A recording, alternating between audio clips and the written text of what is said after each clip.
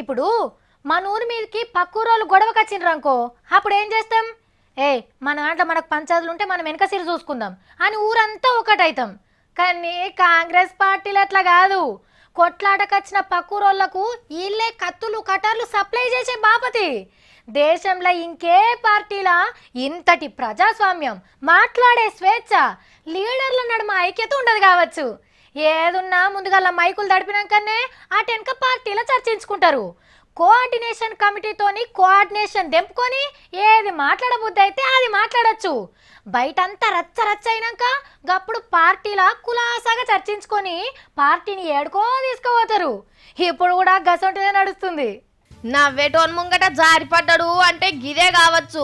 సర్కార్ తోని fighting చేసుడేంది, KCR sir తోని లడాయేందుకని వాళ్ళ దాంట్లో వాళ్ళే ఫైటింగ్లు చేసుకున్నారు షైగుర్తోళ్ళు. నీ లెక్కెంత అంటే నీ లెక్కెంత అని మీసాలు తిప్పుతుండ్రు. ఫస్ట్ కోమటిరెడ్డి వెంకటరెడ్డి అన్న నిప్పుల ఉప్పేసినట్టు తెలంగాణ పార్టీ అధ్యక్షుడు ఉత్తమ్ కుమార్ రెడ్డి సార్కు సూటి పెట్టిండు. సీఎం కొడుకు నువ్వెంత బచ్చగానివి మీ నాయన చెప్తాను.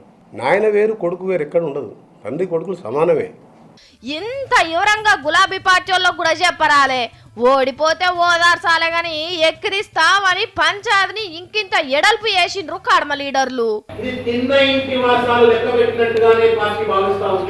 తెలంగాణ ఉద్యమంలో కూడా నోటికొచ్చినట్టు కొంతమంది వ్యక్తులు వాళ్ళ అభిప్రాయాలను తెలంగాణ పక్షాన కాకుండా కేసీఆర్ మేనిఫెస్టో పక్షంగా మాట్లాడినందుకే పార్టీకి నష్టం జరిగింది. ఇక పాల్వాయి గోవర్ధన్ రెడ్డి అనే గీ సారైతే ఎంకన్నా పార్టీలకెళ్ళి వెళ్ళిపోయేదాకా ఊకునే తట్టేలేడు.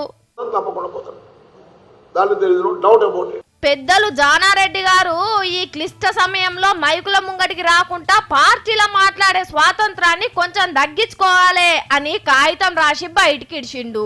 కాంగ్రెస్ పార్టీ కట్టుబాట్లు ఎందుకు దాటినవో చెప్పుమని షై గుర్తోళ్ళు పంపిన కాగితాలను మొత్తానికే కేలి చేస్తలేడు వెంకటరెడ్డి సారు.